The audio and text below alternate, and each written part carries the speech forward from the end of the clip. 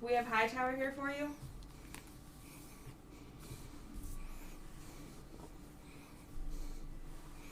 Good afternoon. Good, good afternoon. The other night, obviously, your unit was integral to the win. What kind of confidence did that give you, and how satisfying was that after a few weeks of it being a little bit tougher on you guys? Well, anytime you have a chance to play for the NFC Championship, it's exciting. Obviously, proud of the guys and what they did in that game. Coming out, basically, start with Jimmy Ward blocking that field goal before the half. That was outstanding effort by him, as well as Jordan Willis and Dante Johnson, and Deebo had some kickoff returns in there that helped us, along with Hasty. And I think the guys really feel good about that. I mean, Jordan Willis made maybe one of the biggest plays of his career, and I know a lot of the guys are saying it's one of the biggest plays in 49er playoff history. So I'm proud for him. I am excited for him. I'm excited that Huff had a chance to scoop and score it there, and having great awareness. And then Robbie and Pep and Mitch being in there with great operation, along with the protection to kick that game-winning field goal. So the guys did a nice job swinging momentum. They did a good job there. So they're fired up about it, and they should be. And we're looking forward to playing in the NFC Championship and be excited. So it's just a testament to their resilience. It's a testament to things that they've been through. You know, I tell them all the time, everything may not go the way you want it, but you got to keep pushing and keep fighting. And those are the type of guys that John and Kyle have here. I think it speaks to the character of the men that we have in our locker room. And we just don't want our season to end. So I hope that answers your question. Coach, two things. Hindsight, obviously, you of course want Talanoa Hufanga to score the touchdown, but is the first rule taught just to cover the ball? And then also, a lot of players spoke about you giving you props after the game. How does that make you feel about your unit standing up and kind of giving your support? Well, I think that it depends on the situation. To answer your first question with Huff, where the ball is, if it's blocked behind the line of scrimmage, if it's blocked beyond the line of scrimmage, you want to get away from it because if you touch it, then it becomes a live ball. Behind the line of scrimmage, you always want to scoop and score it. And then it just depends on the situation, how many guys are around you. If in a crowded area, you definitely want to jump on it if there are Packers around. But he was in a good situation there where he could scoop and score it, and he has great awareness, and he's a really great kid, and I'm just happy for that guy because he worked his tail off for that moment, and he deserves it. And what was your other question? Sorry, Jen.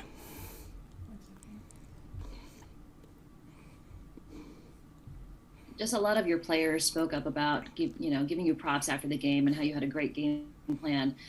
What does that say about your unit and how they support you? Well, I mean, it's really not about me. I mean, I appreciate that. It's really about the team and how we can help the team. And I have faith in the guys, and we have faith in each other, and I have confidence in them to be put in those situations and to make the plays when it's time to make those plays. But for me, I mean, it's not really about me. I mean, to me, I've always been a man of faith, and my grandma always told me, he may not be, excuse me, he may not come when you want him to, but he'll always come on time. So it's not about me. It's not about me at all. It's about the guys in the locker room, and I give all the glory to God. So after the game, Jimmy Ward recognized Dante Johnson and Jordan Willis for his field goal block. He also says that was something that you picked up on and pointed out to him, the week before the game. What is it that you saw that you could exploit on that play? Yeah, I mean, we just like we do every week, Matt. It's really nothing that we've done differently than what we do every week. We always look at our opponent and see where we could have an advantage on them, and we thought on that particular play that we would have a good chance of getting pressure. And Jordan did a phenomenal job. He's 6'4", he has long arms. He went in there and pushed the guy back and got his hands up and made one of the greatest plays of his career. And I'm just hoping that we can do something special this week to help the team. So, I mean, we're just excited about playing the NFC Championship. Yeah, I was going to say, Richard, I mean, it's great as you guys did on Saturday night. You got to do it all over again on Sunday. So how do you do it? What challenges to the Rams pose to your units? Yeah, when I look at the Rams, I mean, they're a very, very good unit. We've played them twice, obviously. They have a really good returner, and Powell, he's outstanding. He's averaging over 15 yards a return right now. They're doing a good job of blocking for him on punt return. Johnny Hecker is a phenomenal punter. He does a really good job of limiting returns, so he's a challenge. He's been good for years. Matt Gay, their kicker, was the Pro Bowl representative this year. He's outstanding, and he does a great job on kickoffs. He does a great job on field goals. He does a great job limiting returns and making it tough for you. So we just have to do what we did last week and do what we do every week, and it's play technique and fundamentals and go out there and give our best effort and just be resilient and fight to the end. That's what this team is. That's what we all are fighters. So we'll just fight to the end, and hopefully ball bounces our way. Richard, just wondering if the block punt was a result of a technique or a weakness or something you scouted during the week, or if it was just sort of a phenomenal effort by Willis. Just could you take us through the block punt, please? Yeah, I think it's all of the above. I mean, I think our coaches did a good job of looking at what they struggled with and what we thought would be our strength against what they do. And I think the players did a good job of showing disguises on a lot of different other returns, and we used it when we needed it. And Jordan executed the technique perfectly, just like he's supposed to do, and he got his long arms up there, and he blocked the kick, and the rest is history. You know, Huff scooped it, and I'm just so happy for those guys, and I'm happy that it happened for them because they worked so darn hard, and sometimes the results don't always show, but they never change. They come to work every day. I got so much respect for those men in the locker room. They come to work every day. They hold their head high. They try to bust their tail, and they try to make sure they give us the same effort every week. So I'm just happy for them. Richard, you just used the phrase "we used it when we needed it." I assume that's similar to what you do when you put Deebo Samuel at kickoff return. What is the process for kind of figuring out when you want to deploy him in that role? Yeah, I have to tip my hat to Coach Shanahan on that one. Coach Shanahan has a great feel for that stuff, and we go through it and talk through it together on the sideline and throughout the week, and he lets us know when, hey, you can use Deebo. And Deebo is a team player. That dude loves football. And he told me before the game, he was like, I got you this game. And he really means it. I mean, he really means it. I still remember when he was in college and we went to the Senior Bowl and he would ride with me. A little quick story, he would ride with me to practice to do the return. He'd come with the specialist to do the return period because it started before practice. And he would go out there, and he obviously was a great kick returner, but he had never caught punts like on a consistent basis. And it just showed me he wanted to go out there and try to catch punts. I want to try to do anything, Coach. I'll do anything. And most guys won't do that if they don't want to embarrass themselves. But he's a tough son of a gun, and you obviously saw it on that play. Two more. Hey, Richard, just about Jordan Willis. Nick Bosa after the game mentioned it. He's a quieter guy and takes a little bit longer to get to know. And I know when he said a few words in the locker room after the game, the team went totally bananas. Can you I don't know, just explain a little bit about his personality and maybe what kind of guy he is? Yeah, Jordan Willis is a wonderful person. He's a quiet person, and I think Nick's 100% right on that. Nick Bosa has a great feel for our team and great feel for personalities. I think that's one of his other strengths, along with obviously his pass rush. But Jordan is really, really quiet, but Jordan's really cerebral. He'll send me a lot of notes on different things he sees on tape, or he'll ask very, very detailed questions. And that's why the locker room went crazy for him, because he's quiet and he never says much, but they respect the way he works and they respect what he is and what he represents. And I do too. And I'm glad he's on his football team. Hey, Richard, checking in from ABC 13 in Houston. Heard you quote your grandmother earlier. Just want to ask you maybe what lessons, what memories you still carry with you from your time growing up in Aldine. I know it's still a special place to you. Yeah, I mean, I appreciate the question, and I appreciate the question, especially from Houston. But it was a great time for me growing up there. Just learned so many lessons, and you're just fortunate to be around people like my grandmother who instilled like a lot of faith in me, and just taught me to keep pushing, you know. And I had a lot of coaches in that Aldine district. Coach Silla, Coach Gabriel in particular, they were my coaches, and they always talked about, you know, playing snap through whistle and putting something on tape you can be proud of.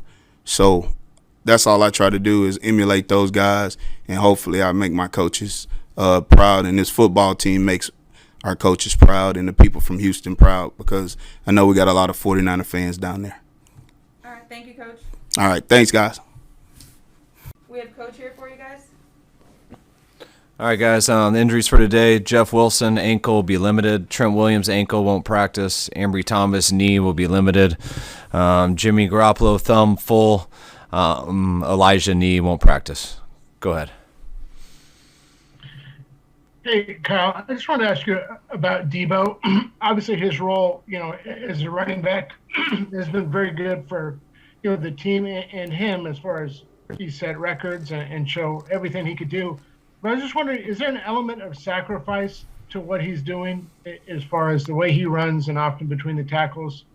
I mean, is it kind of a, maybe it's not, but I don't know, the physical punishment he's taking, I mean, is it a sacrifice in some ways, and is it ever something you had to kind of discuss with him? Yeah, it's something that you talk about before you do, you talk about during it, and always talk about it. But yeah, the more you get hit, of course, the more it's a sacrifice, and the more handoffs we give him, or the more passes he catches. You know, he's going to take some hits, but Deebo's handled it well. He's one of the main reasons we're here, and I think it's one of the things that's given him the opportunity to be one of the best players in the NFL. So the more you do that, the more risk there is. But I think our team and Deebo are very happy how far it's taken us here so far.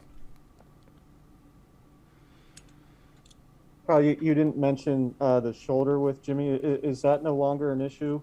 I'm just reading what's on this injury report, so I'm sure it's pretty good.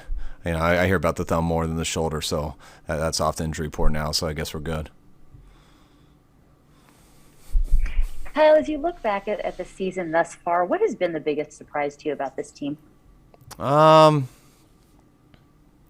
think I don't know. I don't sit there and have a lot of foregone conclusion. Like I don't decide things before they happen. I try to live in the moment, and we just go as hard as we can. So I can't say I was surprised how we rebounded. You go expecting that, and you know that's why we try to stick the course.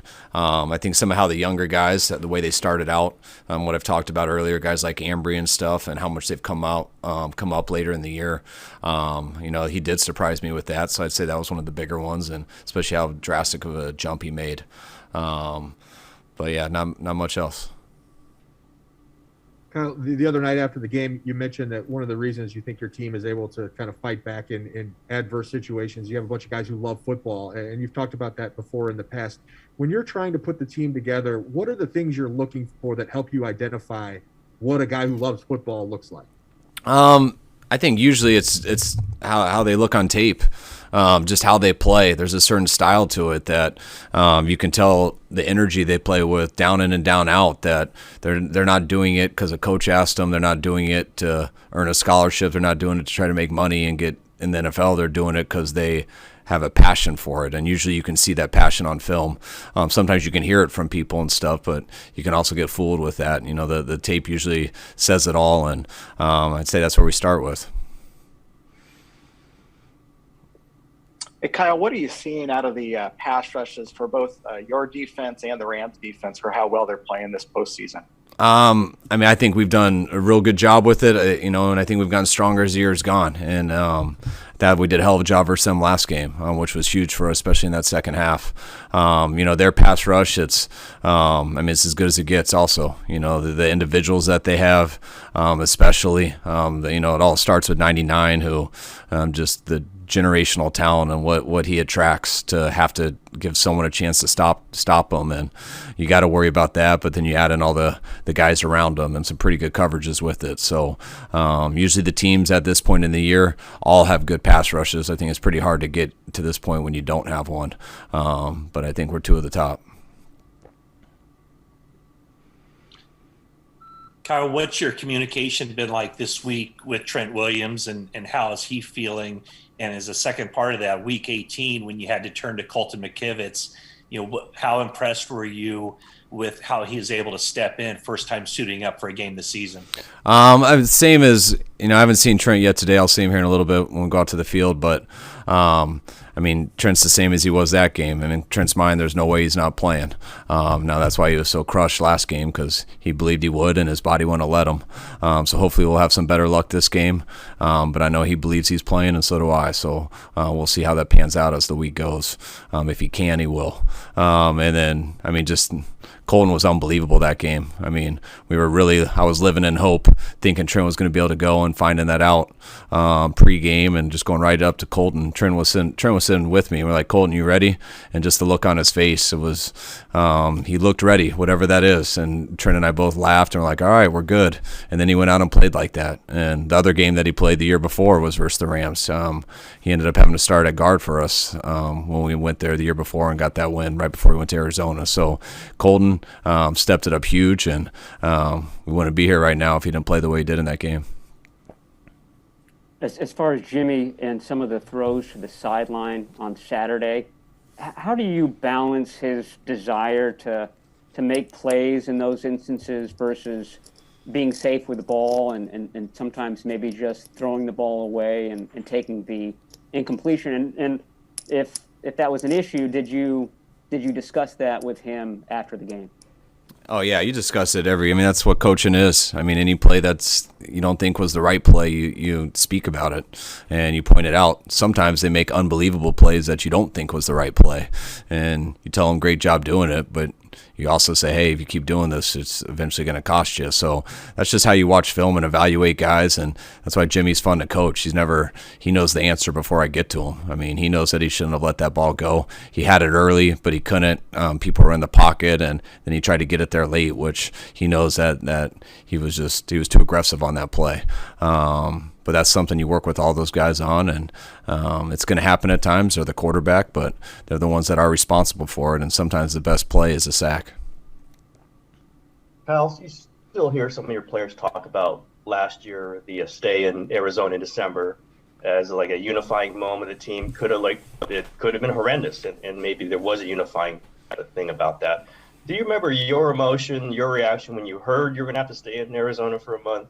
And do you think it was something that kind of helped bind the team together and maybe still has effects this season? I mean, I was very not in a good place when I found that out. It didn't make sense to me, and it took me a while to accept it, but I had no choice. But I do think it has effects on us this year. At the time, I didn't think it was the best bonding experience. I was afraid we were going to hate each other more because we were stuck in a hotel and couldn't get away from each other, and things weren't going that right with the season as it was. So it was just such a challenge, like mentally, physically, everything. That was a really tough month, which I think everyone will tell you about. And a lot of guys, it was hard on everyone, but some people it was a lot harder on than others. And I don't think anyone was in a great state there. And but looking back on it now, I feel like it helped us so much because I feel like just it hardened our team. It hardened so many individuals, and then which now coming back the year following, you realize the whole team was hardened in a good way to where, we made that run in the Super Bowl, where we started 8-0 and just had not many things went bad that Super Bowl year till the end of the Super Bowl. And I think everyone came back so fired up and thinking it was just going to be a fun year again. And it quickly turned out to not be. And then to end it with Arizona, I mean, it kind of reminded guys that, man, this isn't always that fun and this can be a challenge. And that's kind of what I think is good about it, because I don't think football ever has to be fun. It's what you're supposed to do. It's a challenge. And when you succeed in something and you can pull together and pull it off, that's what's fun. Kind of once you accomplish something and you can look back and just feel something and be proud of who you became and who your team became. But that doesn't mean it has to be fun.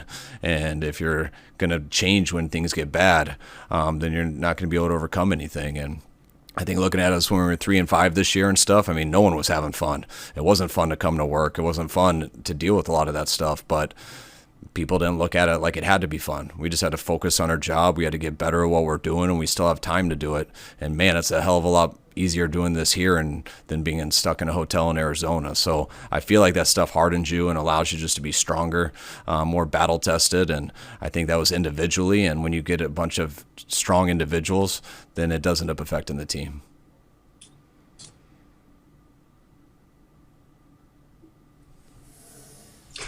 Coach, my question for you is, how many times has Deebo actually, this is Stacey Dales with NFL Network, actually called a shot maybe that we don't know about with you?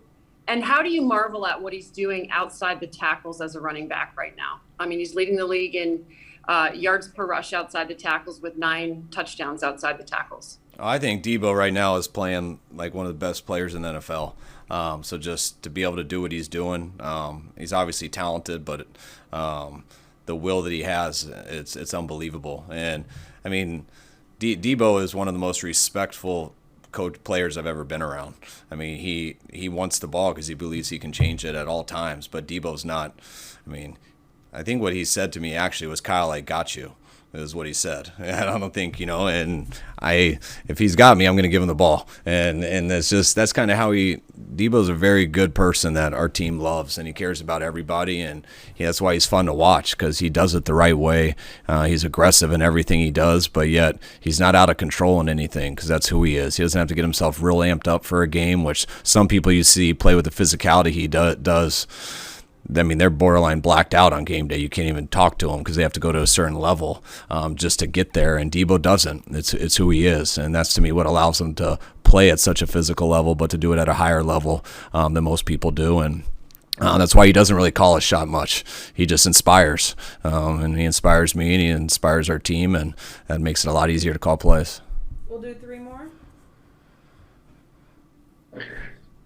Kyle, when Jimmy Garoppolo throws an interception, you often say you'd prefer him to take a sack or throw the ball away. I can't think of many instances of him throwing the ball out of bounds in his career. Is that something you talk to him about, and is it something you would like him to do more of? Yeah, I always want him when no one's open and there's not a good play there. What are your options? I mean, if there's a lane in the pocket, please scramble and pick up what you can, which I think he has done that a number of times. I think one of the hardest things with Jimmy is when people are covered, he believes he can just put the ball in the right spot, which he does a lot. That throw that he threw to Juwan Jennings on 3rd and 5 that we were hot. He didn't have time to throw that ball, and somehow he created it, which is one of the most talented throws I've ever seen. And Juwan ended up dropping it. That was unbelievable. Was it the best decision? It was, because it was right on the money, but that's the stuff that not many people can pull that off, and that is risky.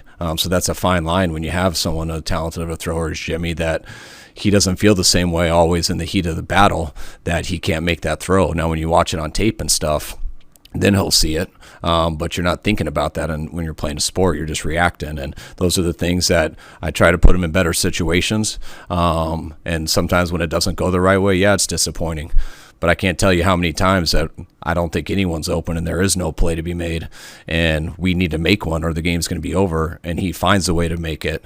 And I'm not then saying, hey, don't do that. I'm thanking him for that. And so that's playing quarterback in this league. So it goes both ways. It's obviously you guys and the Rams have played each other a ridiculous amount of times over the last few years. Is there an element of just, when you play a team 3 times and you guys know each other so well, is there an element of, not overthinking things or, trying to gain an edge, but, not getting away from what you normally do? No, I believe so. I mean, just each other so well. So it's, when, we hadn't played Dallas for a while, so it takes a little longer to get a feel for the tape, and whatever you watch, just as eventually you get through the week, you're going to feel different because you soak a team in more, and you can't do that in 1 or 2 days. It takes all week. But when you're going against a team like us going against the Rams, so them versus us, there's not much to soak in. We knew what the tape was going to look like before we turned it on, and they are the exact same way. So when you have something like that, I think it makes for a little bit more fun of a football game because it's truly what it's about. It's just a football game, and everyone's going to go out there, and a lot's on the line. We're going to play as hard as we can. They're going to play as hard as we can, and going to see who makes the most plays and who makes the least mistakes. Last one.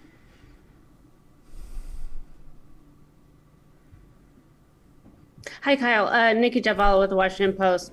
What have you seen out of the Rams pass rush since they acquired Von Miller? How is he going to change that dynamic, and how is he even enhance kind of what Aaron Donald is doing? I mean, they were so good without Von. So, I mean, I think, I think it was the first time we got to play him. I mean, it was hard to even take that in because their rush was so good anyways. And then you had Von Miller, and, just watching him throughout the year, you can tell he keeps getting healthier. I know he was a little banged up when he came over from Denver, but you could tell he keeps getting healthier, is getting more comfortable. And, I mean, they got as good of a group as I've ever seen. And to add Von Miller with the people they already have with their scheme and everything, everyone saw it last week versus Tampa, and that's usually how it's going to look. So hopefully you get him to play some other stuff, and we can make it a different type game, but that's what these guys are made for. All right. Thank you, Coach. All right. Thanks, guys.